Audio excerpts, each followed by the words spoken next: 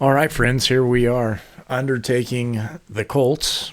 This is kind of a Indiana thing, something a little bit different, a little extra content to get out there here and there. But old Blake and JB have got a guest on. They'll do the introductions. We'll let them do that. It's nice to listen to something a little bit different every now and again. Guys, I don't really watch sports, but I do enjoy, I'll say this, I enjoy the Ocho Cinco and Shannon Sharp, that podcast that they do.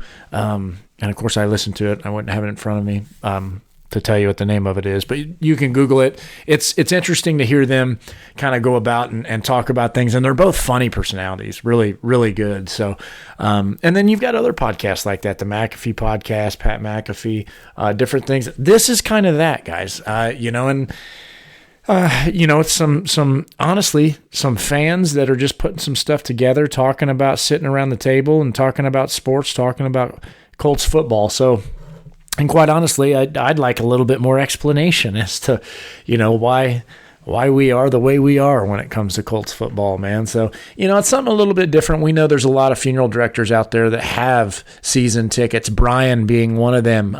Friend of the show, Brandon Cruz, we very much appreciate him. Up there in South Bend, Indiana. He comes down, and does the season ticket thing. So, excuse me. So, yeah, guys, it's a decompression for some. Football, sports, whatever. That's not what necessarily is my thing, but I don't hate it. I enjoyed going to the games with Brian. When he was going frequently, in a lot of ways, I've been busy here recently, so he's kind of taking a little bit of a sabbatical. But here we are, friends. Going to hit some sponsors real quick for the episode. Love Always Project, Dean Lambert, episode 346. He talks about that Love Always Project, and their mission and kind of how it came about. They're encouraging people to pre-plan as that last ultimate act of love. The lovealwaysproject.org is the website. Where you can find them. And then he's got a big story behind this, and there's some meaning behind this too as to how this started, how this came about. So Love Always Project, Dean Lambert over there, good people. Guys, Garfield Refining is another here. It's amazing. And I know this may be a little odd maybe to have on a podcast like this or a funeral podcast, but there's metals. We have crematories that we use within the funeral space. It's a different type of business. It's not like an accounting firm or something like that. We have things that we have to either get rid of or recycle within a certain standard legally. And Garfield Refining helps us do that when it comes to our recycled metals or our metals that we have that are left over from our cremations, guys. We go in, and I'm not gonna be around the bush about this. We go in and have surgeries. Everybody does. Everybody has staples, screws, plates, whatever. I think Steve-O was talking about on his podcast a while back from Jackass. He was talking about how many surgeries he's had and how many pieces of metal he has in his body. So we have that. That does not go anywhere when the cremation happens. That is left over. So there's something that has to happen with that. Garfield Refining helps us within our state because every state has a different rule for this or a different law. They help us to stay, what I would say, legal within the state of Indiana and as to how we're supposed to do that. Because like I said, every state can do it differently when it comes to these metals. So we have to follow our law, our standards. They help us do that. They have all the ways of knowing what each state standard is. So next we go to my favorite. I don't want to say my favorite. I love them. Don't get me wrong. I love them. Indiana Donor Network, guys. IndianaDonorNetwork.org is the website. Mackenzie Huey over there is the funeral director liaison, friend of the show. She's been a good help, man. She's been good to us as well as the Indiana Donor Network. I'm passionate about them. They are a sponsor of every episode of the podcast on top of, my father's chair and things like that. It is something that is near and dear to our hearts. And quite honestly, without without donation, my dad would not have had 9 more months with us. And that was very important to my family, especially, as tragically as we lost him. So they do a lot of things at the Indiana Donor Network to accommodate families that have gone through this and gone through the process of having their loved one give the gift of life. So they do 5Ks, they do different galas, they do ceremonies. There's so many different things they do, big in racing, guys. And of course, I'm a big race fan anyway, IndyCar. I guess I am a sports fan if you want to. I don't know what you would call that. It's motorsports, but it's not like basketball or football or anything. So, but I enjoy it. It's competitive. It's cool. So I dig it, but that's me. So IndianaDonorNetwork.org, Driven to Save Lives is the race car that you can see. I believe it's a USAC, United States Auto Club car that you can see driving around the dirt track. So I just did that, the Brian Clausen BC39. It was the dirt track race earlier this year with my kids. It's pretty awesome. You can see that on YouTube. So friends, there will be a closer. Rate, review, subscribe, tell a friend. UndertakingThePodcast.com is that website. Info at UndertakingThePodcast.com is the email. Check us out on YouTube, friends. Rock and roll. Oh, here we are. I am now fully convinced that this podcast is the good luck charm, because we went on our 3-week hiatus and we totally just pooped the bed. Defense just was non-existent. Offense was still scoring, but we were losing, which was not the ideal situation to be in. We come back, we do the return episode, and the Colts have rattled off 2 straight wins. Now, granted, we haven't recorded in 2 weeks, but the return of the podcast, though, I'm just saying, it's the good luck charm. I mean, we're 5-5 now. We're thick in the playoff chase, the AFC, which that is a whole beast in and of itself. And there's been a lot of changing of the guard, really, across the AFC and NFL as a whole. And JB, I kind of want to get your thoughts on where you think the Colts at, because now, past 2 weeks, we've kind of had a changing of the guard. We've gone from an offensive-only team to where the defense has kind of come alive. And now, granted, we have played 2 stellar teams, but you got to be pleased with what you're seeing, man. Yeah, I mean, you can't complain about 2 wins. I mean, I think we could not have picked a better time to go on hiatus, because those were some horrific games to watch. And frankly, last weekend was horrific to watch, but at least it came out in our favor. So I think anytime you can go into your bye week, somehow I think we have the same record as the Bills, which I think if somebody had put money on that before the year, they'd probably be a millionaire. So no, I mean, I'm impressed with the ability to pull out the wins. It hasn't been pretty at all times, but like you said, we really were getting some inconsistent play out of the defense, and they seem to have turned that around last week. However, being said, Mac Jones, arguably the worst quarterback in the NFL. So we'll see how much of that was him versus the Patriots, versus our defense. But no, I mean, I'm impressed, man. I think you're right. We spent a good 10 minutes talking about how this podcast might be the good luck charm the last time we recorded. So I think we got to roll with that from now on. Yeah, I think we do too. I mean, we got to at least do an episode a week. Maybe, I mean, if we were doing 2, we could still do 2, maybe even 3. But that's a lot, though. We're all busy men that work regular jobs because we're just regular average Joes. We don't do this for a living. But yeah, no, I'm completely right there, man. Got to do 1 a week. However, with that being said, before we get into some fun Colts chatter for the last couple of weeks and then kind of looking forward post-bye week, I would like to introduce somebody. He is a friend of ours who knows Colts football just as well, if not maybe even better than we do. Ladies and gentlemen, I would like to introduce to you Cole Towner. Cole, welcome to the podcast, buddy. How you doing? Man, I'm very glad to be here. Thanks for having me on, guys.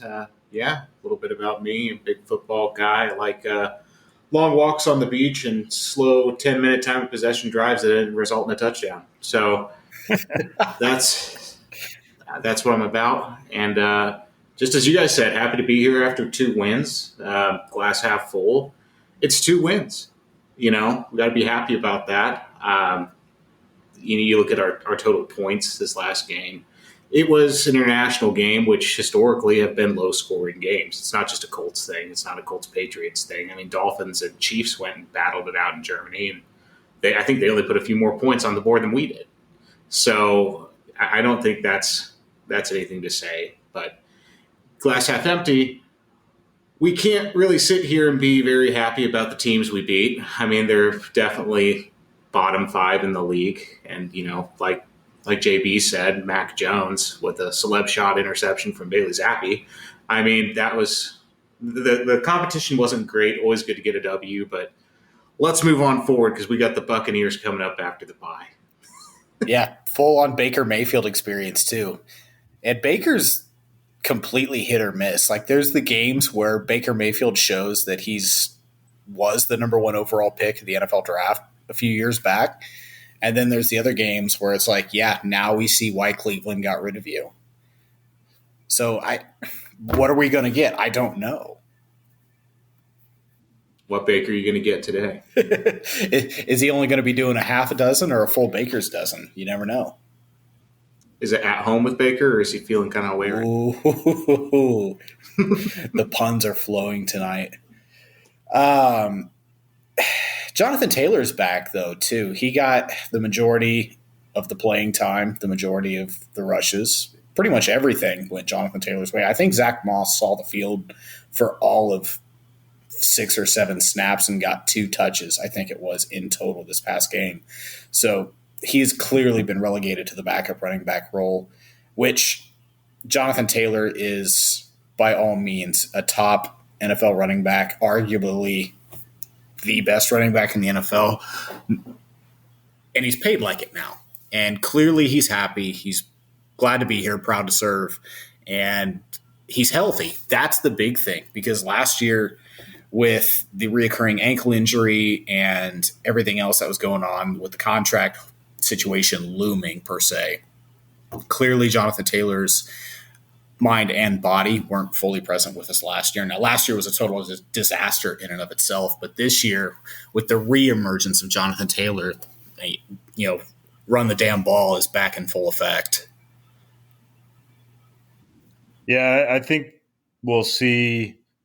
I'm not writing off Moss yet, just because I think, if anything, this opens up the offense a little bit more for Shane Steichen, because as we saw in that 4th down play that JT scored on, I mean, that's not a play that you're going to run with Zach Moss. So I think that, with these short yardage red zone plays is really where we're going to see Moss's touches kind of come moving forward, because I think we're seeing a healthier JT now.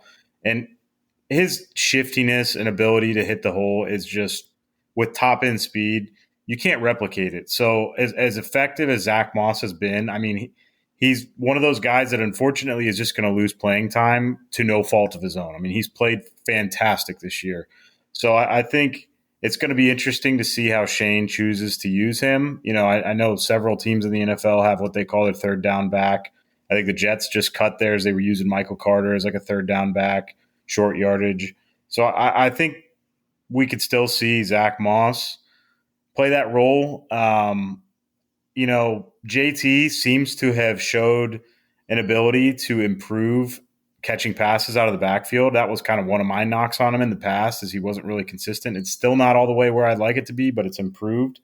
So hopefully there's still a way for Zach to carve out, an ability to impact these games and help us get wins. But if JT's running full speed, I mean, you got to just give him the ball and, keep the ball in his hands and let him run. I think it's a unique problem we're in with Moss and Taylor. We've got 2 guys who are very, very similar runners, who offer a very similar skill set. They just have a different way of kind of getting there. And unfortunately for Zach Moss and his fans who bought the jersey, I mean, I hope you kept the receipt. I don't think he's going to be a Colt by 4 weeks into the offseason. I think that someone is going to be very interested in his skill set, whether it be the Packers, who are always looking for their 2nd string running back to steal Aaron Jones carries, or whether it be Kyle Shanahan, who's always licking his chops over the next running back available.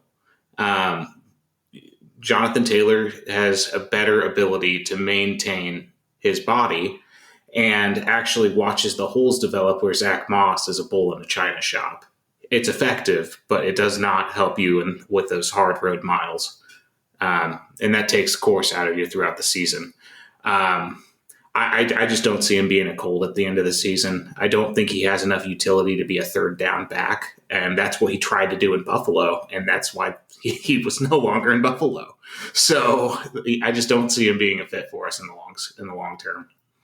Yeah, and to your point, Cole, I mean, that's good. That's a good point in terms of the long term outlook, because if you're the Colts, why would you not sell high? I mean, he's been effective. He's stayed healthy after he got back from his arm injury. And it's interesting. They do have similar running styles, I would say, around the line of scrimmage. But then, Blake and I talked about this at some point in the last couple of weeks. There was a play where Zach Moss ended up breaking one outside, and we both texted each other at the exact same time. Like, if that's JT, it's a touchdown. I mean, Zach Moss is just too slow down the field. So if you're Shane Steichen, it's like, why would I not call this play for JT, who we've now made a massive investment in? So, if the Colts can sell high in the offseason and get something for him, Ballard's always hoarding draft picks. So I'm sure he'll get, a fifth or sixth rounder or something out of it. And we'll see what we can do with that. The irony in the situation, isn't it? When you look at the Jonathan Taylor situation, we're talking about selling Zach Moss high. Right. No. First draft pick or bust. First rounder or bust. Right. And that's the thing, too. It's that, like, I don't know the Zach Moss contract situation either right now, but I mean, you can pretty much bank on the fact that he's making less than $1.5 million, which is an absolute bargain steal for any NFL team looking for a 2-3 down running back in this league. Because as Cole said, running backs are being churned through left and right. It's basically like getting candy at the end of the parade. It's going to be the leftovers that is at the bottom of the bucket, but it's still tasty and useful, right? You're still going to get some enjoyment out of it. And so, I look at the running back situation coming into the season. Jonathan Taylor situation, he was in limbo. Zach Moss coming off the injury. And it was Deion Jackson and a couple of rookies, right? So, because you can get running backs down in the 4, 5, 6, even in the 7th round and undrafted that you can bring into training camp. They show a couple flashes here and there. And next thing you know, they start 10 games of the season, get you about 800 yards or so. And they're completely effective, right? There's, part of some, maybe a new key piece or a little cog in your offense for the next few years at a very cheap bargain price.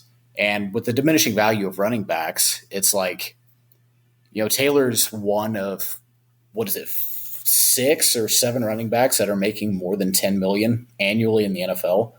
And the other ones that are making that money right now, i.e. Derrick Henry, I don't think Dalvin Cook's making that money right now, but Dalvin Cook's starting to kind of fall off the table. Derrick Henry, I can start CMC. CMC's a touchdown machine. Like, CMC's the big exception right now. But other than that, it's like a lot of these high-paid running backs are already starting to slow down. And JB, you and I talked about this extensively several weeks ago. JT already had a lot of miles coming out of Wisconsin. A lot of tread already on those tires. Yeah. How long is this going to be sustainable? Now, granted, his extension that he got was, 4 years, 5 years? And that puts him going into his age 29 or age 30 season. And by that time, if the Colts are still using him as much as they are now through the next several seasons, like, he's going to be running on bald tires. Like, I'm just going to throw it out now. That sustainability is not there. So, bargain deal running backs are the way to go, in my opinion. Well, and JT hasn't exactly showed a propensity to stay healthy either. So that's where the big question mark for me is going to come in. And I just wanted to clarify one I'll fight thing, that, because I did. Because last year was really the year he missed significant time. Other than that, it's just been onesie-twosies here and there, and he's been majority healthy. Yeah, but I think the argument there is that he was injured, but he was trying to play injured. You know what I mean? And that doesn't do us any good. So the year before, he was definitely injured throughout the season multiple times, and he's not as effective. The 2021 season was great, but towards the end of it, he got a little hobbled up, and then it kind of led to this chain reaction. The one thing I did want to correct, and you were right, Blake. So Zach Moss is making less than $1.5 million, but he's actually an unrestricted free agent at the end of the year. So we'll probably just let him walk. And then a guy I keep forgetting about because we haven't seen him since like week 1 is Evan Hull. And I mean, he was super impressive in fall camp, and he he made a slight impact on like one play and then proceeded to blow his knee out. So that was our luck there. But I mean, that's a guy that we could maybe see come and make a case to be JT's backup next year moving forward and be a kind of complimentary guy, because I recall watching him at Northwestern. He's a capable guy out of the backfield in the passing game, and he's also a super good blocker. So that's kind of exactly what you need if you're going to be a backup running back. And JT's not always super consistent in either of those areas. So You hate to see it from Hull so early with a knee injury, though. Yeah, I mean, with running backs, you never know what you're going to get when you get a knee injury return. I mean, you look at JT this year so far, and he's really looked better in the last couple games, but that speed is still not there. He's still getting ran down from the back, which is something that was not happening a year ago. I think he's going to be the exception, though. I see him easily having a 6, 7, 8-year run where he's going to be solid. And it's because he stays behind the linemen and doesn't take those abusive shots from the linebackers. I think we put him in that situation to take more hits like that when that Matt Ryan season, just because we were so atrocious on offense. And he was literally the only positive plays. The only plays that were in the green were for Jonathan Taylor on the ground. And if it was anything else, it was because they thought we were giving it to Jonathan Taylor on the ground. So that's a completely fair point. That now that I really do think about it, JT really does set up his own blocks very well on top of the already in place scheme on the design play.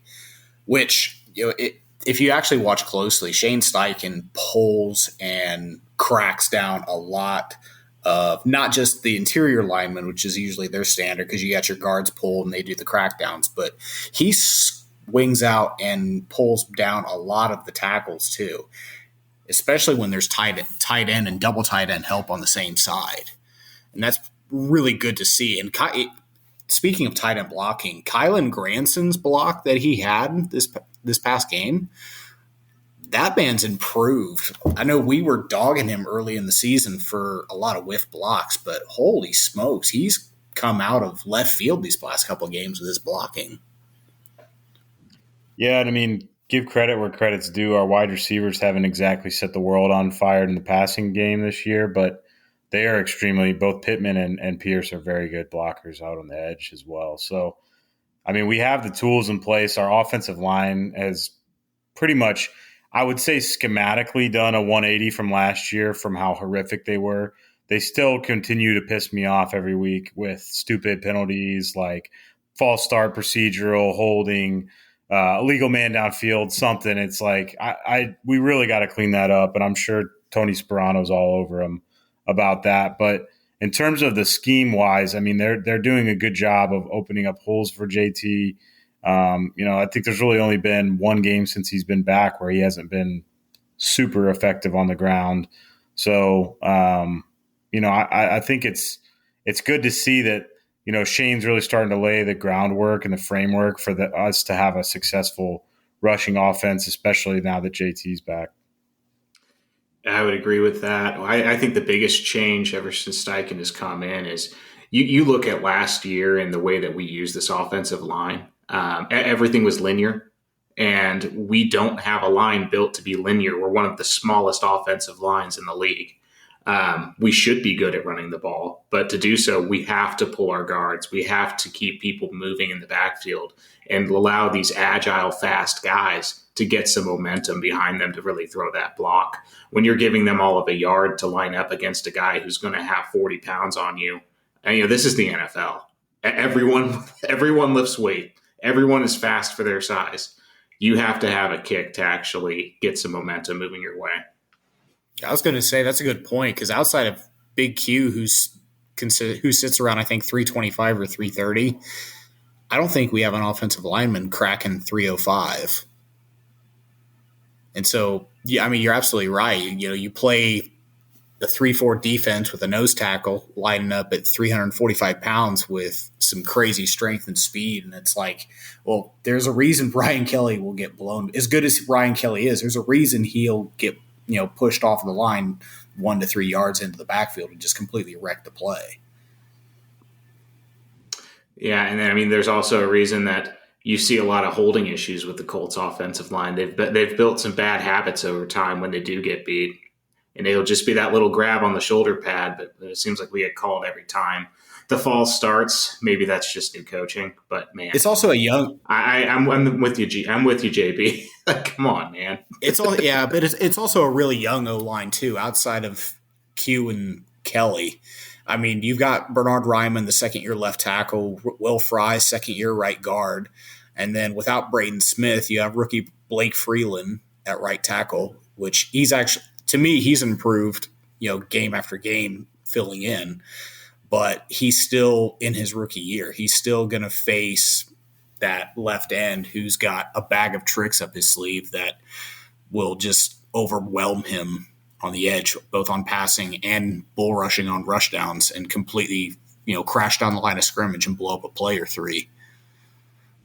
I'm still singing his praises though, because he, look at how far. And I'm not saying I expect Freeland to make this type of jump into next season, but with how far Bernard has come from since last year to this year, if Blake is able to stay on that same trajectory, I mean, I think he's been far more impressive as a rookie this year than Bernard was last year. Now, Ryman got thrust into left tackle duties right off the bat. So it's, I'm not holding that against him, but I've been pretty impressed with Freeland. And as somebody who has been pretty hit or miss, in my personal opinion, of Braden Smith in the past, I think has good games, but he has some really bad ones too.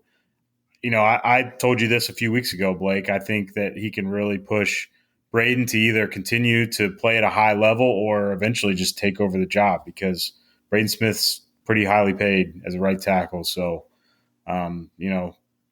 Ballard's always looking for a spot to save some coin. That wouldn't surprise me if he looks to Smith somewhere down the line. Sammy Watkins, step on in. So pivoting to the receivers, we touched on them a little bit and praised them for their blocking. But outside of Pittman, I wasn't expecting a true number 2 to really establish themselves. But Josh Downs has.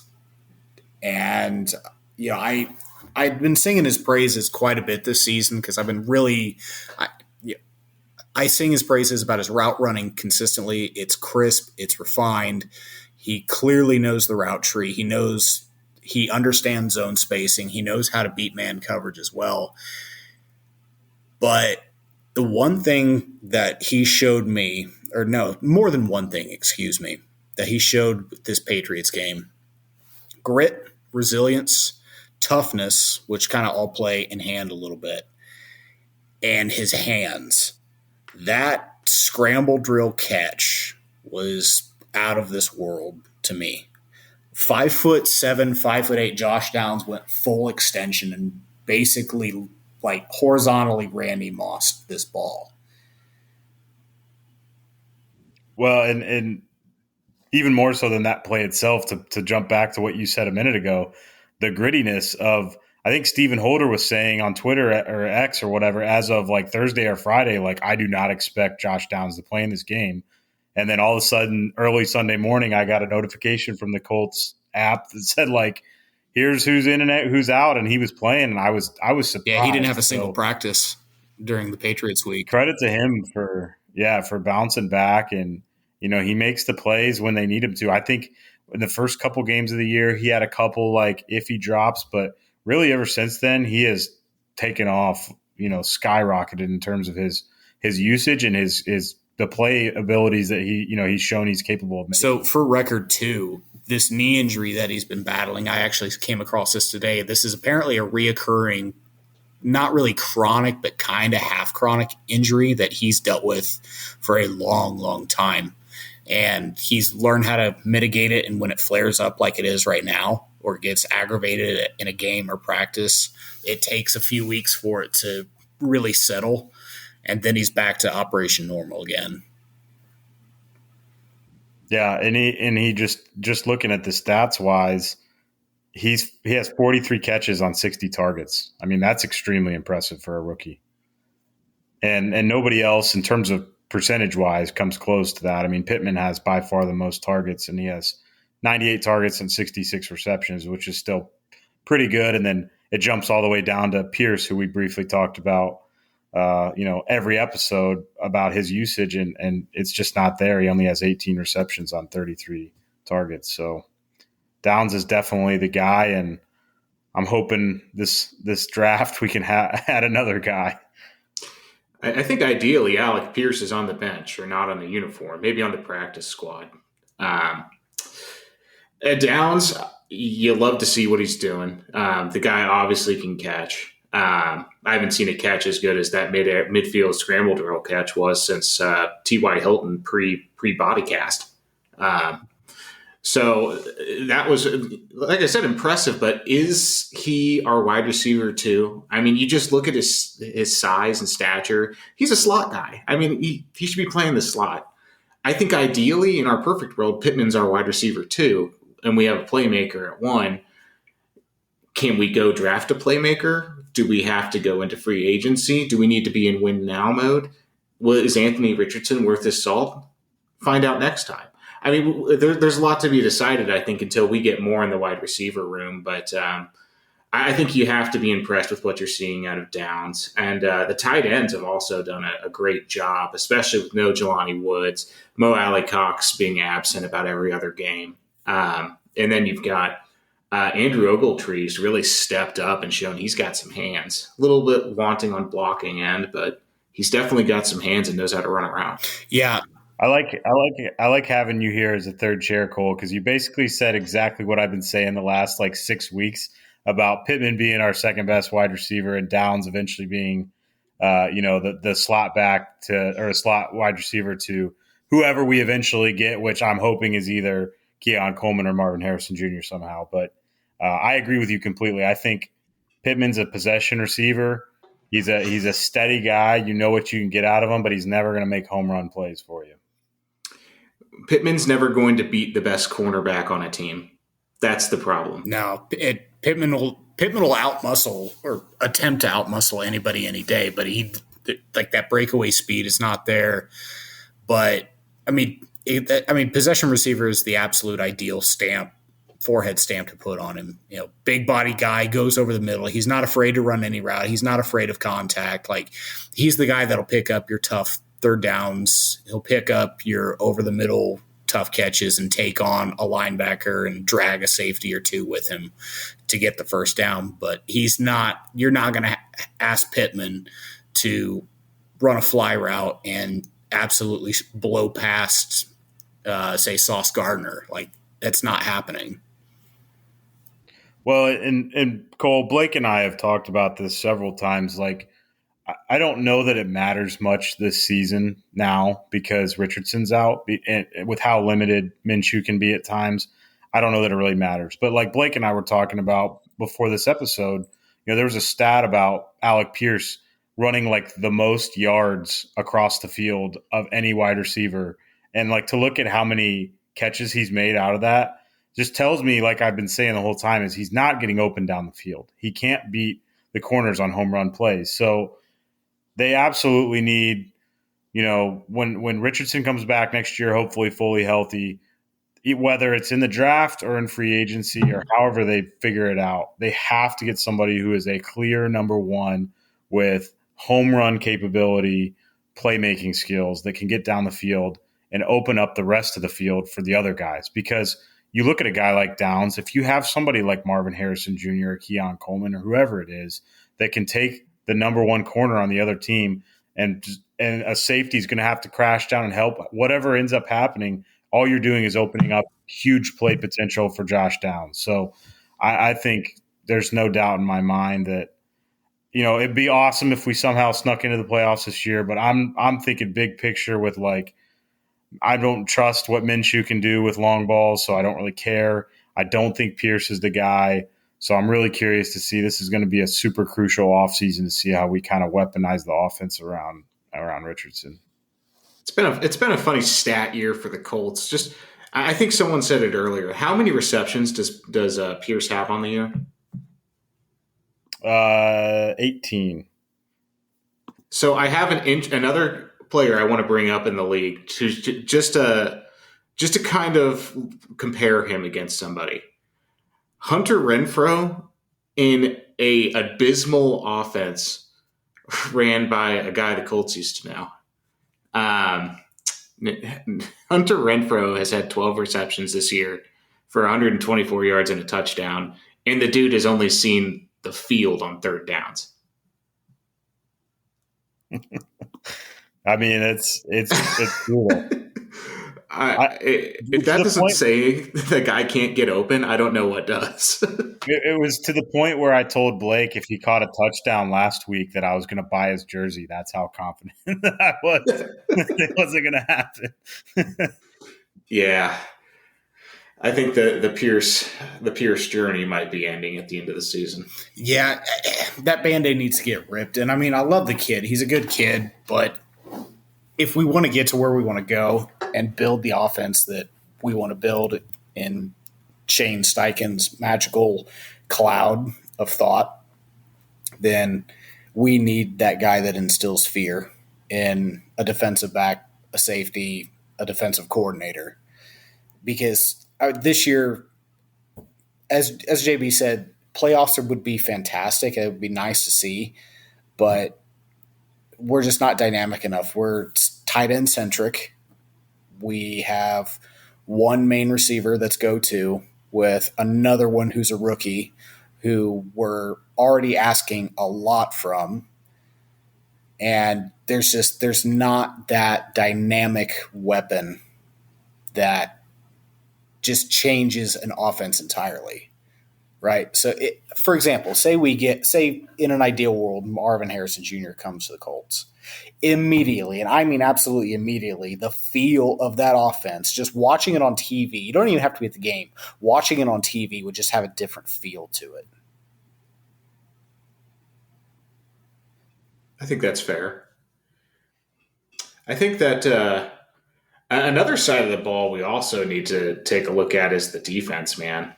I mean, you look at teams like the Texans and a couple others and that they call sneaky good. Our defense is sneaky bad. You're not wrong. And we're sneaky deteriorating quickly. I mean, I think it says a lot about a team when you've got a guy like Zaire Franklin who is just killing everybody else on that team on tackles. That tells me the rest of your defense sucks. It doesn't tell me you're great. I might push back a little bit here, and I agree with you generally speaking. I do recognize I think there are some pieces in the secondary, and obviously we just have injuries. I'm really high on Dallas Flowers. I think there's guys that could have potential, especially at the safety position. I feel pretty good about the core. I mean, as long as we can keep them around. Here's where the money thing comes in. I don't know what the feasibility is of keeping Grover and keeping DeForest around and all that kind of stuff. My issue really more than anything is with the hard-headedness of Gus Bradley. I know he's a proven defensive mind, but there have been times this year where it feels like, we're getting gashed for no reason. Like I don't, getting ripped apart across the middle of the field by Ryan Tannehill. It's like, I don't care. And that was when we had Juju in there. I mean, he was healthy. He's got the capability to guard guys. I just don't understand sometimes the mindset of just giving up the middle of the field. And I understand, I guess, trying to prevent big plays, but the whole bend, don't break mentality where we try to let them march down the field and hold them to a field goal. I hate to break it to them, but our offense under Gardner Minshew is not good enough for that model. It's not sustainable. I mean, especially when we just got out of a 10-6 win. So I just there's definitely room for improvement. I think they took some shots, obviously, later in the draft with a couple guys at corner that are pretty sus. But as I told Blake, I wouldn't, if the way I look at the draft, if Marv and Keon Coleman are gone, I'm not opposed to the Colts going at corner with either. I can't remember the kid's name, King, I think out of Penn State, or Kool-Aid McKinstry from Alabama. I mean, there's people out there, but I would not hold it against Shane to just completely clean house on the defensive side of the ball from a coaching standpoint and start over with somebody that's his guy. Because really, I think this was more of a stopgap than anything, and it just continues to prove to me that there's guys that I don't know are being utilized correctly. We're starting to see some of the edge rushers, the young edge rushers, come along. So I guess I'm not ready to give up on Dio yet. He's starting to look a lot better now that he gets more consistent playing time. But I don't know. I don't know if the answer is to necessarily clean house on defense from a player standpoint as much as it is coaching standpoint. Well, to me right now, it's the scheme doesn't match the player base at all, because you look at the majority of the starting defense right now, and they were the starters when Matt Eberflus was here in the cover 2, excuse me. And, when we played that, it was all about being very disciplined in your zone responsibilities. We played a little bit more man with Eberflus, and to me, the defense hustled more. And there was several articles written about Matt Eberflus's, during all the defensive meetings, he would be like checking loafs off, and like if you had a certain amount of loafs, like you lost playing time and stuff like that.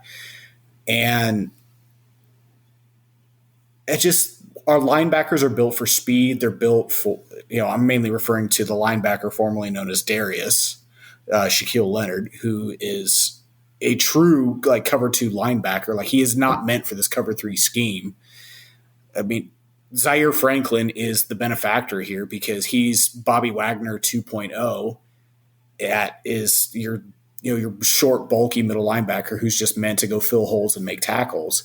And then you look at the secondary, while yes, they are extremely young and malleable, if you will.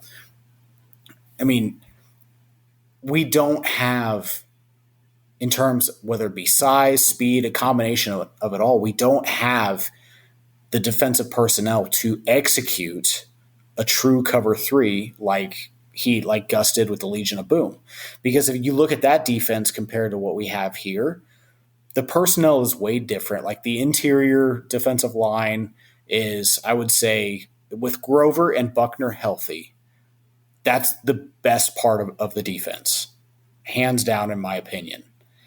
Whereas back in the Legion of Boom days, there's a reason they got the nickname. It was those 4 that anchored that with Bobby Wagner, those 5 then that were the best part of the defense.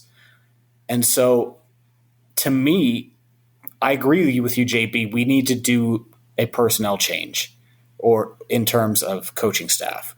I like the position coaches. Like, we've given Nate Ollie praise. We've given Ron Milas praise, because they've done as well as they can with what they have.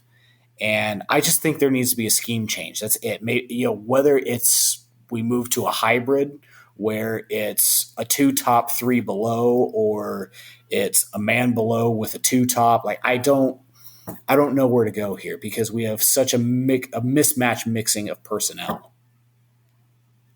Yeah, to Cole's point, and sort of to your point, Blake, I'm about done with Shaq. I mean, as a Shaq jersey wearer from time to time, my patience is wearing very thin because he has a built-in excuse of like, hey man, you're coming off a couple terrible injuries and you haven't been the same since. But then don't turn around and spin it into this whole like you're being wronged. everybody's out to get you because you don't have playing time. They're not trusting you. They're telling you got to make plays. It's like, what do you think EJ Speed's doing? Why do you think he's getting your playing time? Because he's making awesome plays. There was a play in the Patriots game where there was a fumble and Shaq didn't even make a play on the ball initially, like didn't even dive to get it, and they ended up recovering it. The Patriots did, and it's so irritating to watch that because from somebody who has built his entire career on like forcing turnovers and flying around the field, and I understand that he doesn't quite have the speed that he used to, but the effort to me doesn't look like it's there, and I don't know if that's a projection of what it takes to be an elite NFL linebacker, or if it's truly just he is so unhappy with his playing time and all these other distractions that he's just not playing to his capability. But in terms of somebody to like clean house and get rid of, he would be probably number one on my list. JB going after Shaquille Leonard, from the maniac to the Manny Petty, coming after him, calling him a sissy, saying he doesn't want to jump for the ball.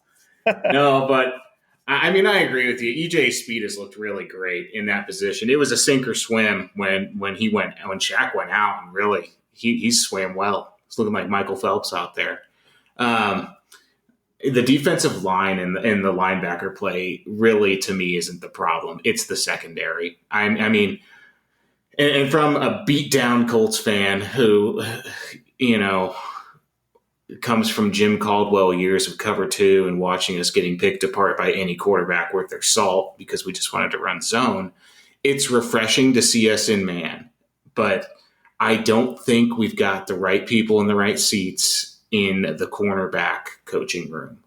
I don't think we've got enough talent teaching these new guys. And people will say, well, it's because we're banged up. It's because Julius Brents is always hurt. It's because this is going on. It's not because that's going on. I mean, you look at the elite defenses in the league. You look at the Niners. You look at even the Titans from the last couple of years. They're working with garbage. And they take a great coaching room and get these guys to just perform and execute the game plan. If you can perform and execute a man-to-man game plan and a 2 top, 3 bottom, I think you can succeed in this NFL. But there's got to be changes in the secondary because there are some gaps that just lead to other problems, including on the ground, and we can't cover anything. Part of the problem is I think Tony Brown and Jones looked a little bit – is that his name, the other guy? Jalen Jones? Am I crazy? Yeah. He looked a little better last week. Tony Brown hasn't exactly set the world on fire. I will push back a little bit there and say I do think – had Dallas Flowers not gone down immediately, incorporating him with Kenny Moore and then bringing Juju along a little bit slower, I think would have been much nicer. Where I will say is I think that outside of Julian Blackmon, the younger safeties are not coming along as quickly as I had hoped. So I don't know, to Blake's point, I don't know if it's a Ron Miles problem with the corners. I think it's more the safeties. To me, some of the younger safeties not coming along. We've had a lot of stupid big plays, mix-ups in the deep secondary. So either way, you're right to say that the secondary is definitely the problem. So whatever they choose to do to address it, it has to be addressed if the Colts are to take next season seriously as trying to make a run as a contender. Yeah, and this is where I'll also praise Kenny Moore. He's made the adaptation and has really stepped it up again and has become the Kenny Moore the second that we have gotten spoiled here in Indy over the last couple of years with. Last year, last year is a wash to me. Last year was a scheme change. It was not getting along initially with some of the coaches and a misunderstanding between player and coaches and game plan personnel, whatever you want to call it. But Kenny Moore, I think, is the main block there with Juju if he can get healthy and build off of a couple of good performances so far this year. Hey, we haven't had to worry about the kicking game this year for the first time in several years. I'll throw that one out there. I miss the specs, man. Just kidding. I don't think he's landed a job even on a practice squad since he got cut. Well, no, that's a lie. He got 1 or 2. Yeah, he did. He was on who did he play pregame for? Buccaneers? Yeah, I think you're right. It may have been the Bucks. Either way, I do wish Hot Rod the best. I kind of hope he finds, but the specs were good. I will always remember the game-winning, 52-yarder he smashed right down the middle against Green Bay a couple years back. That was pretty tasty. I enjoyed that. I've been pretty impressed with our special teams in general. I mean, Rigo's been solid. Matt Gay has been great. It sucks losing Bubba because you always have that dynamic of him dialing something up for like a punt block. Like I think it was the Patriots game a couple years ago. I mean, they just found a scheme issue in the Patriots blocking scheme and blocked one for a touchdown. I mean, that was awesome.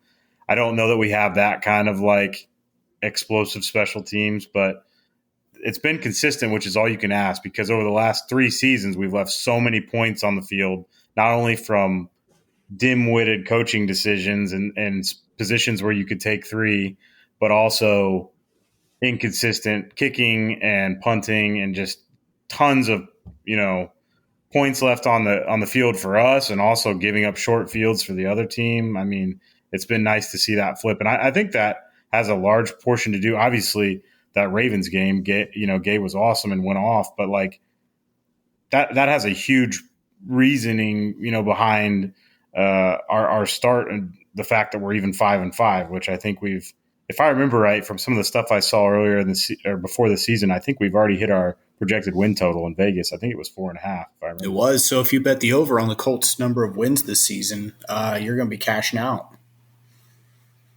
Giving us 4.5 wins in the AFC South. What are we? Who do you think we are? Jacksonville's solid, and then Houston's come out of left field. I mean, CJ's. Yeah, but we're still right there for the division, right? I mean, it's all. I think the Jags are up a game, and that's it, right? AFC South, baby. It comes with 3 wins. That's accurate. Stick in the AFC South before we kind of move into some like rest of the season, because we only have 7 games left in the regular season, which is absolutely mind-blowing to even say out loud that we're already at that point. CJ Stroud is in the MVP conversation, in my opinion, and there's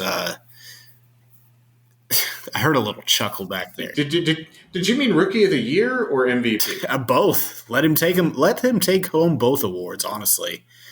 D'Amico Ryans is Coach of the Year, in my opinion, with what he's done. Agree. And I mean, CJ Stroud has really done it with a bunch of no names down there in Houston, and now Will Levis has taken over in Tennessee, and he's looked all right, with the exception of this past game. This past game was really his welcome to the NFL game. You sure about that? It's only a few games. We can't pass final judgment. He's been better than Tannehill. Well, that's like saying I'm prettier than Danny. you know. Oh, the biggest one of the most fascinating storylines to me out of the whole CJ Stroud thing is I'm not surprised at all with how much I watched him in college. One of the better passers that I've ever seen in terms of his pinpoint accuracy. My biggest concern with him, having watched him a ton, was will he be able to move around enough to stay upright, which through the first couple games he got sacked like 5 times a game. But he's starting to figure out, the speed and things like that. And obviously we're seeing him kind of take off now. But the guy I feel horrible for here is old Pastor Frank, because he clearly wanted CJ Stroud, and now he's stuck with a munchkin that can't throw in Carolina, and he's got an owner that's giving him. Did you see that side-by-side picture of like his hair at the beginning of the season and then his hair now? And it's like turned completely gray, like full gray. It's like I feel terrible for him because he went from one crappy quarterback situation here to – and I'm not saying that they need to give up on Bryce Young, but he has looked really bad. not good. Well, I think the part of it's that Frank Reich doesn't even want to hang out with Frank Reich. I mean – with all due respect, Frank Reich's probably an excellent human being and a great man, but oh, sure. Blake's always there to center us because I get on these tangents about Frank Reich from time to time. He's got to bring it back. We He's the all God have our fearing jaded parts with. He came up and a taste overcame me. Tastes like Matt Ryan and Carson Wentz put together. Oh, Carson Wentz finding a home L.A. in Yeah, L.A. Go back up, Matty. He's an L.A. boy now. Lord help. I don't think he'll do. I don't think he's meant for L.A. I mean, he's a country boy from North Dakota. I don't think he and Los Angeles are going to mix very well. You know, tell his family he finally made it to the big city, Pa. I'm curious. I'm gonna back up a legend. Yeah. Well, that's like I don't. I mean, I get it. I guess they need something there, but I don't know, man. That's another one I can't get over. I mean, if you look at all the teams that have needed quarterbacks this year so far with like injuries and stuff, and it took him 10 weeks to find a home, like that tells you everything you need to know. The Vikings were willing to bring a guy in who they literally had to phone the play calls in every play and tell him exactly what to do. They were willing to go with that over like a proven veteran Carson Wentz. So that's all you need to know about that guy. So this is going to always be my biggest loathe of Frank Reich is that the year we brought in Carson Wentz was the year Justin Herbert was drafted. And Ballard had this story came out a couple of years ago that Ballard he was actively in the works and was about 90% there to trade up in that draft to get Justin Herbert. And when I read that, a combination of gut, heart, and all my insides just sunk and fell right out of me. And I just got this horrible foul taste in my mouth because imagine where we would be at if we had Justin Herbert. That was truly the beginning of the end for Frank because he put all his eggs in the Carson Wentz basket, and with how that all unraveled within like a 6-month time span, I think that was the beginning of the end for him and Jimmy. Jim was ready to probably move on at that point. He was so frustrated with Wentz and how that last game against the Jaguars went. Yeah, I don't know, man. We could play the woulda, coulda, shoulda game all night long, but you're right. It's hard to look back at some of the guys that the Colts passed up on potentially, trading up for or different opportunities to get in the draft at the quarterback position over the last 5 years. But I think we got a good one now as long as he can, get healed up and stay healthy. Stay healthy is the key there. He needs some Colts HR training on how not to get yourself murdered by linebackers. When in doubt, phone Andrew sliding. Luck. He's got experience with this. I call this the curse of Andrew Luck for the mistreatment. Maybe we deserve it. Honestly, it curse of Peyton Manning because we cut Peyton Manning. Yeah, that's exactly what I was going to say. It's all stems back from Polian deciding to cut. I actually recently learned that Peyton went to Jim Irsay personally and sat down in his office and said, "I will back up Andrew Luck. Just please don't cut me." That's great. That's the that was a legit conversation. There was an interview that Peyton did. It was either Peyton or Jim did that this conversation came to light. And it was like, imagine an all-time great like Peyton Manning, still in the later prime of his career, because he went on and had a couple really great years with Denver after that, as we all know. But imagine a great like Peyton Manning backing up Andrew Luck.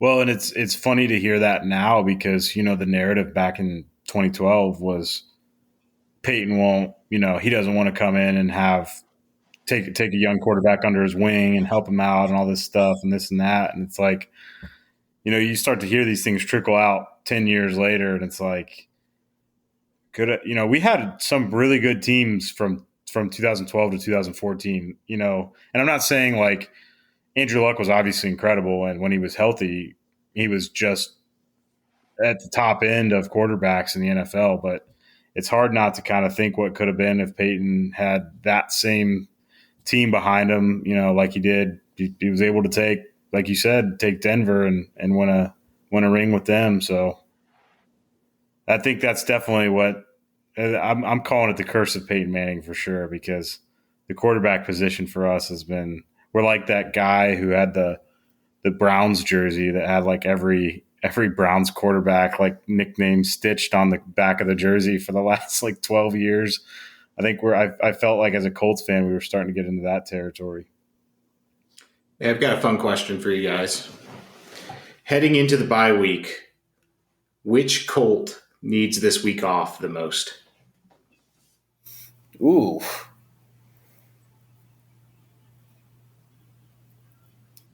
I'm going to go with Zaire Franklin because I think that guy has been playing himself into the ground. And really up until last week, I think it was, he was able to still somehow stay on the field, even though he was clearly, getting nicked up left and right. And I think he was hurt his knee a little bit.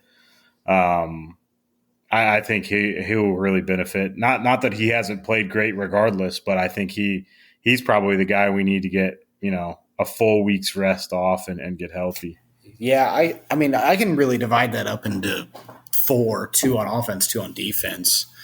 Defensively, Zaire Franklin is one of them for me, but Juju Brents is another one. Get him some rest so that way we can get some secondary reinforcement. And then on the offensive side of the ball, Josh Downs so he can get his knee healthy, and then Braden Smith so he can get back and we can have our starting 5 on the offensive line back. Yeah, I mean, just like I said earlier, our defense, we're sneaky bad, but the Colts as a team, we're sneaky hurt. I mean, we're pretty beat up right now. It's no secret that secondary-wise, we're wicked banged up. But I think every team in the NFL has one department that's pretty beat up. Yeah. Whether it be the O-line, the defensive unit, the defensive line, the defensive secondary, somebody's always going to have a unit that's a little more beat up than others. But you look across, and just like you said, Blake, I mean, we are beat up everywhere. I mean, you've got Brents with a sprained knee. Zaire is hurt everywhere because he's literally just a rock on that defense. He's going to have nicks. Braden Smith is torn up. What is it? His hip and his wrist, I think. His hip's in bad shape. I'd be more worried about that than the wrist. But then you look at Downs with the knee issues. And really, I think someone who stayed off the injury report but who could just use a week off is Minshew. I mean, he's thrusted into this position, and how many sacks has Minshew taken over the last couple of weeks? I mean, he's getting teed off on. But it's because he can't throw the ball fast enough. He's not fast enough to run away either. It's not his fault. He's just some of that confused me so much every week because it's like some plays he's like pressure, roll out to the side, sidearm throw to the back of the end zone, dart, touchdown. And the next play it's like entire defensive line crashing on him and he's like picking his nose, looking into the rafters and gets killed. And I'm like, how do you not sense this and step up in the pocket?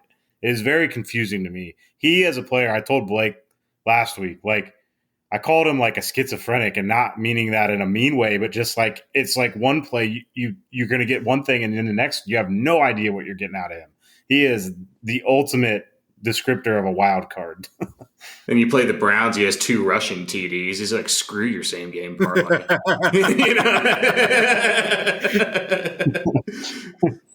That's completely accurate that's, too.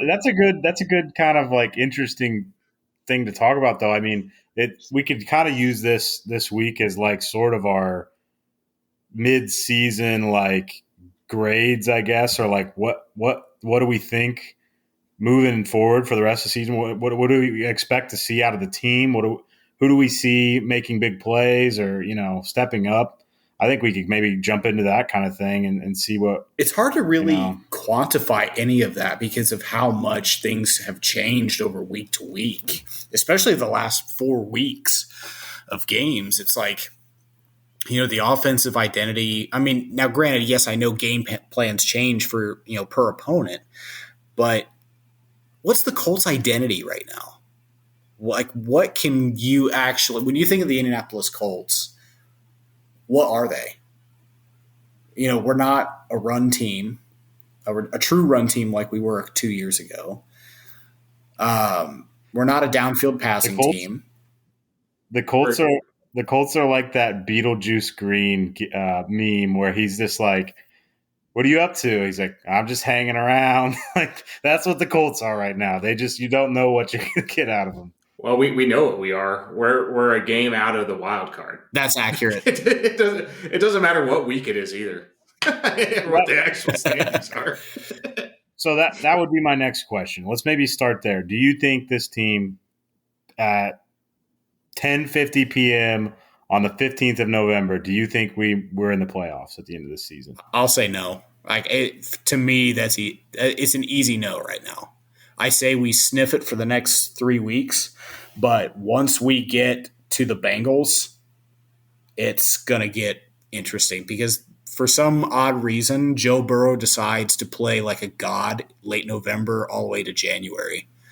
And then after that, it's the Steelers, which for whatever reason, whenever we play the black and gold, it's nightmare fuel for whatever reason. And then after that, it's Falcons, Raiders, Texans, which to me, yes, all three of those are winnable, but the Indianapolis Colts historically will find a way to lose those games. This is not just me being pessimistic. This is me just like historically speaking. Yeah, I think that's all fair. I will say though, and the caveat here being when I looked at this schedule like 3 weeks ago, like you said, Burrow, the Bengals have kind of come around. Some of these, like the Texans, are kind of showing up out of nowhere. I feel like from where they started this season. So I understand that things have shifted over the last 2 or 3 weeks, but looking at the schedule, it's not out of the realm of possibility that if the Colts play better than they have been, they could come out of the rest of this stretch with 5 wins. So I don't know if that gets them in the playoffs. I don't know what the Jaguars. I haven't looked to see what the rest of their schedule looks like. I don't know how the wild card's going to shake out, but there's also a path to the Colts winning like 1 or 2 more. So obviously, I get it, but I'm a little bit more convinced that their playoff chances are alive more than ever because as far as the schedule goes, it's not super easy, but it is not nearly as difficult as many other teams have it the rest of the way. I'm going to go ahead and say the question that we haven't really asked, which is, should we make the playoffs if the opportunity's there? Now I like me a good banner, but all we have are banners since 2007. Congratulations, you won the AFC South. You went to the AFC Championship. We aren't in a situation where we're going to go to the AFC Championship. Granted, the AFC is kind of bad this year, but you take a look at who's going to go, who are kind of locks right now, which Ravens or Bengals going to be one of them. Same division, one of them is also going to take one of the wild card spots. So that whether it be the Bengals or the Ravens who kind of emerge as that team, but then you look at the rest of the AFC and you don't really have we're probably competing with the Chargers, and I don't see us out. Now I think Staley's just as bad of a coach as anyone else, but I think there's enough talent on that team that just overall they out talent us and wins by the end of the year and take that last playoff spot. But do we want to go to the playoffs and get our teeth kicked in by the Chiefs? I mean, to your point, Cole, I understand completely because I was in the same spot as you a few weeks ago. But the problem I have now is I think we're too far gone to where it's not going to matter anymore. Like we're still going to be slotted into that mid range now because as funny as this is to say, our schedule was literally too easy. Like we would have had to try to lose to the Panthers, and we tried hard to lose to the Patriots, as god awful as they are. JB, we've got a parachute cord, baby. His name's Sam Ellinger. we just plug that thing in. We can lose any game we want. That's true, I guess. I don't know, man. I think we're at the point now where you know how Jimmy is. Like, he doesn't like losing. He's ready to see some wins. I think if the opportunity's there, the Colts are going to try their best to win games the rest of the season. I think the tankathon went down in flames after the Panthers game, in my personal opinion. No, I agree. I don't think there's really that much value in us tanking. I don't think we're in a realm to get any draft pick that's even going to be anything other than what we were going to do anyway by being up a couple spots or down a couple spots. Right. And that being said, just to be clear, I'm not sure the Colts have to try too hard to lose the tank, but I'm just saying at this point, it's like we're not going to be battling for that top 7 pick. I don't think. We're looking at probably more in the 10 to 17 range, depending on how things go. If things get dicey towards the end of the year, but like I said, I mean, I get it.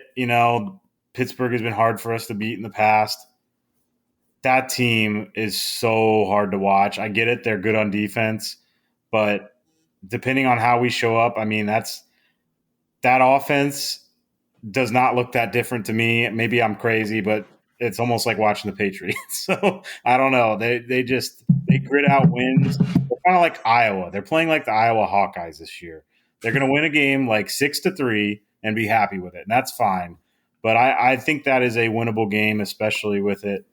I believe it's at home. Yeah, being at home. But then again, I guess that hasn't exactly been super fruitful for us the last 2 years anyways. So something about that black and gold combination that screams a lot of defense, no offense, I guess. Well, it doesn't help that the Colts fans sell out all their tickets to the Pittsburgh fans, and it's basically terrible towel central for the entire weekend. I mean, at least if you catch a common cold, you'll have a handkerchief to blow your nose. I mean, you got to give Mike Tomlin a little respect. You got to give him. I mean, that team is not good. I mean, that team has not been good for years, and that man has yet to. I mean, they've never had a lot of pieces. Yeah, I mean, I think what he has done is impressive. Completely. I mean, shout out to Mike Tomlin. I'd say he'd be runner-up for AFC Coach of the Year behind D'Amico Ryans. That offense is so god-awful that I agree completely. I mean, granted, they have one of the best edge rushers in the game, and that helps on the defensive side. But, yeah, Mike Tomlin's one of those guys where, like, if the Steelers ever got stupid, like, he would be somebody I'd want in my corner. You know what I mean? Like, obviously we've got Shane now. He seems to be starting off. I really like him. I like his offense. If he can get somebody that can really establish the defensive side of the ball. Maybe that's Gus. Maybe I'm wrong about him. But, God, Mike Tomlin, I would love to have him coaching my team, man. I give him all the respect in the world. I can say for certainty that if the Steelers were to ever let go of Mike Tomlin, there'd be 30 other NFL teams lined up at his front door asking for his services. Also, if Eberflus gets canned this offseason, come on home. Come back home. Come on home. Yeah, I mean, the team hasn't hardly changed since he left. So, I mean, a few guys that left, he took with him. So we can just get the whole band back together. Look, everyone's still here. Zaire, EJ Speed. Shaq would probably revert back to Darius if Eberflus came back. Yeah. So, fun fact, Colts are actually 2-1 against the Chiefs in the Pat Mahomes era. Wild. Not counting. Playoffs. Well, actually, that is counting playoffs. We're 2-0 in the regular season and 0-1 in the playoffs. Oh, okay. Luckily, I drove 11 hours through the snow to get to that one. That was riveting. Out in Kansas. I was at that playoff game in Kansas City. It was cool, but yeah, that was not a great start to the Reich era. That was Andrew Luck's last game. Big sad. But yeah, no, Jacksonville actually has a tough schedule. I know that point was brought up. Their schedule remaining is not ideal at all for them. I don't think it matches up very well. So this Sunday, who did they just get killed by? Niners, 34-3. So they've got Titans, Texans, then the Bengals, which the Titans and the Texans, for whatever reason, own Jacksonville and Jacksonville turns around and owns us. I mean, the AFC South works in very mysterious ways. Well, you look at Jacksonville offensively, and it's a team that should be so good, and just somehow aren't. I mean, we can't. They're solid. I mean, we can't beat them, but it's those divisional games, man. It's the same reason the Chiefs dropping games to the Broncos. I mean, you always have those divisional games that get a little rowdy with those rivalries, but you know, you look at the Jags and how much talent is in that wide receiver room, and just wonder, you know, it's not going to be sustainable to hold all these guys. Who gets the cane? You know what I mean? And I think that's what they're all fighting for. I'm not even sure Calvin Ridley wants to be there. Then you have Christian Kirk. You have Zay Jones, who is kind of, I would say, the underrated guy in the room, but one of the guys that Trevor Lawrence trusts the most, especially in the end zone. So you wonder how much that affects him to even think about getting rid of a guy like that. And then you bring in Evan Ingram, and that's one guy who's kind of gone under the radar, who has played out of the shoes that were he was put in New York. I mean, he's gone to Jacksonville and kind of has had just a total revamp of his career. So, you know, shout out to Evan Ingram for getting things turned around after being in that bleak, dark hole that is the New York Giants. But I think that Evan Ingram, just to touch on him real quick, if I'm Jelani Woods, I'm modeling my game around Evan Ingram. Like, I become that guy that can be quick enough to make a play on the outside. Like, I think Evan Ingram, when they played against us in Indy, at one point, I'm pretty sure he beat one of our corners down the sideline and made like a huge 30, 40-yard catch down the sideline. So if I'm Jelani Woods with his pass catching ability, I would try to model my game as much as I can around Evan Ingram and see how, you know, I can become kind of that Swiss Army knife, so to speak, at the position, because Evan Ingram has been really impressive the last few years. Well, we got to cut a tight end this year. Who's it going to be? I mean, We've talked about this. To me, it's Mo Alley Cox. Like, that's the clear fat that you need to trim off the bone. I love the guy. He's been a great Colt for the last 4 or 5 seasons, but we got to trim that fat. It's funny you say trimming the fat off the bone and say Mo Alley Cox. Are you saying something about Mo Alley Cox? No, there is no underlying message here about fat people. If you think that, then, you know, you're entitled to your own opinion. But hey, he's the fastest quarter ton of fun I've seen down the field this year. I mean, he's a monster, dude. Did you guys happen to know that he played basketball at VCU? Yeah, yeah. That was Blake and I's favorite game. Is like, how many times the broadcaster is going to tell us that each week? But no, I think even beyond just Mo Alley, I mean, I kind of said this. I don't know if Blake agreed with me or not, but as much as I am like a Kylan Granson guy, I think he's like a unique skill set at the tight end position because he can kind of split out wide.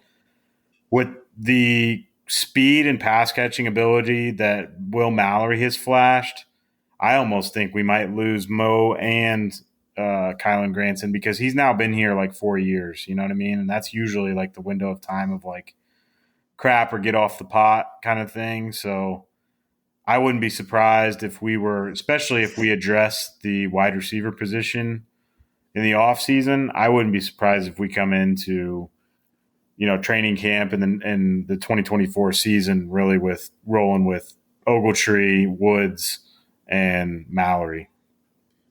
Well, I mean, Ogletree's the only guy there that I feel confident that we could actually motion out, you know, motion off the line of scrimmage and feel confident that he's got the speed and the hands to do something. Jelani Woods, I haven't seen enough. He needs to get healthy first. Right. Well, and that's where it's like, dude, the best ability is availability. Yeah. And you are never available. So I did just look that up when you guys were talking, and it sounds like he actually may be back after the bye week, which would be nice. How quick till he's out again? Yeah, I mean, time will tell. But No, this was fun. Cole, I appreciate you joining us, man. I mean, overall, final concluding thoughts. We're sitting in a spot that I honestly didn't think we were going to be in at all, with or without Richardson. I mean, I can say one thing for certain: we're not going to lose this weekend. Yep, that's true. I will be that guy, though. I'll make the bold prediction. I think this team, with the schedule, not because I'm overwhelmingly confident and impressed with how they've played, but with the schedule that I see, I think this team might screw around and make the playoffs, truthfully. And then we're going to see playoff Minshew, which is going to be probably terrible. But I don't know. I'm just going to roll with it because we got some momentum going here into the bye week. It's going to be a big pivotal game coming up against the Bucks, and that is a very winnable game because you never know which Baker Mayfield. They might as well be the same player, honestly. You never know which Baker Mayfield you're going to get, but I guess my concluding thoughts here as we go into the second half of the season is I'm excited to see what can happen, and the young guys continue to develop, the guys that are healthy and available. But yeah, I'm gonna roll with it. I think we keep the win streak going, and we'll see if we can squeeze into the playoffs somehow. Yeah, JB, Blake, again, thanks guys for having me on. Really looking forward to the rest of the season. All I'm hoping for, I mean, we all know we're gonna probably finish with a winning record, whether that be 2 games over or somewhere in that realm of 10 wins. I think that we need to just focus on making sure we get a lot of our rookies a lot of snaps moving down the second half of the season, try to keep everybody healthy, and really just see what we've got and know where we're going to have some holes for next year's draft. Yeah. Final parting shot. Over under 9.5 wins. Over. I think I'm zeroed in on that five win number. I think it's possible, especially with the teams they got at home. I could see, truthfully, funny enough of what I'm looking at. I mean, I wouldn't be surprised if I'm pretty confident we probably won't beat the Bengals. Beyond that, I would not be surprised in the slightest if we won out non-divisional games and lost one of them to either the Titans or the Texans. I'm hoping we're a 9 win. I think we're going to be a 10 win. Okay. I'm going to stick with 9. I'm going to stick with the under 9.5. We'll be a flat rate at 9 wins, so we'll go 4-3 in these last 7 games. I mean, I'm not going to complain for however this season plays out. I'm not going to complain. This has been an overall better season than what I had initially thought would be. Yeah, and as frustrated as I get with Minshew, it's like the guys led us to pretty much 5 wins. So it's like better than last season, I guess. For sure. Well, I think right when at the beginning of the season, Blake, I texted you and was like, I can actually feel a pulse in my heart watching this Colts football team again. I'm not flatlining. I don't look just as stonewalled as Frank Reich's face as we're sitting there trying to battle back with Matt Ryan down 24. with his 4th sack fumble of the game. Oh, look. Yeah, running that West Coast offense 3 yards at a time. Yes. Well, everyone, that'll do it for Undertaking the Colts going into the bye week. We appreciate y'all listening. One final note here. We have set up our newest social media. So Undertaking the Colts can be found on X, formerly known as Twitter. You can follow us at UTC_pod, Undertaking the Colts podcast. Please give a like and follow. Appreciate it. And we'll catch you in the next one. Take it easy, guys. All right, friends. Appreciate you tuning in to Undertaking the Colts. Like I said, this is kind of an Indiana thing, just a little added content that we're going to put out here and there. So something a little bit different. I listen to this while I embalm, guys. I know that's maybe weird to you, but that's when I have downtime. That's odd to say, I guess, but it's not downtime. It is peace. Honestly, it's a peace time, and in a lot of ways, a revered time when we're working. And to take my mind off certain things, I have to have a little background noise. I'm not a big fan of having TVs or any type of that stuff within that area. I feel like that's a revered area, where our care center. But I do have my AirPods in. And I tune into this. I tune into different podcasts just about life, love, anything and everything. Kind of what our podcast is, a little bit of anything and everything, but more so the story. And we like to say the story of funeral service. So, yeah. So anyway, I don't know why I paused there, but so let's hit our sponsors very quickly here, and then we'll exit out of this. lovealwaysproject.org. Dean Lambert, 346 is the episode, guys. They encourage people to do the ultimate act of love, which is to pre-plan your funeral, which honestly it is. I've been through this. When we buried my father, I did all that. He had it pre-planned. His type of pre-planning was to tell me what he wanted and what was going to go down. So that it was helpful because we all sat in a room together as a family, and everybody kind of had head in their hands, not knowing what to do. Well, Dad had spoke, and I talk about that in the podcast about going up there and having a conversation with him. In a few podcasts ago, it's been probably 8 months ago. 6 months ago that we did that. But yeah, I talk about that. And it was weird. It was a weird moment, but kind of the same thing. I'm glad he did it, because had he not, we would have had probably it would have been more stressful. No question about that. So there we are on that, friends. lovealwaysproject.org. There is a story behind this too. Dean Lambert has an amazing story. Episode 346, he talks about that. Garfield Refining, garfieldrefining.com is the website, guys. Where you can find them. There's leftover metals. I don't know how else to say it. When you do a cremation and you have someone that has been through surgeries or been through our medical facilities within the United States, any doctor, yada, yada, loves to definitely do a surgery and put a screw in here and there, a plate, anything. That stuff doesn't go away. Something has to be done with that. And Garfield Refining helps us with that, recycling precious metals. Indiana, every state has some different rule when it comes to this. Garfield Refining can kind of help you in a way, not in a way, will help you stay current with whatever regulation that is, in your state. So garfieldrefining.com is the website. Indiana Donor Network, guys, unreal. Love these guys. Love these ladies that are over there running it. They've been good to us. We've been very good to them, I think, too. And this type, this type of, as I get a little teary-eyed, this type of mission saved my father and gave us 9 months with him that we wouldn't have had. So I'm not going to go deeper into that because I always do this. Every time I bring this up, I always do this. But the Indiana Donor Network is special to us. And not that I acted directly with them, but my dad was a recipient in a different way.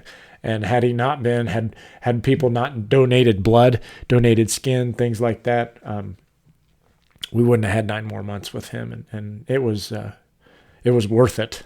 It was worth it. So IndianaDonorNetwork.org. I apologize for the emotion. I tell you, who'd have thought in ads you could get emotional, but here we are getting emotional. Friends, rate, review, subscribe, tell a friend. Undertakingthepodcast.com is that website. info@undertakingthepodcast.com is the email. As always, friends, rock and roll.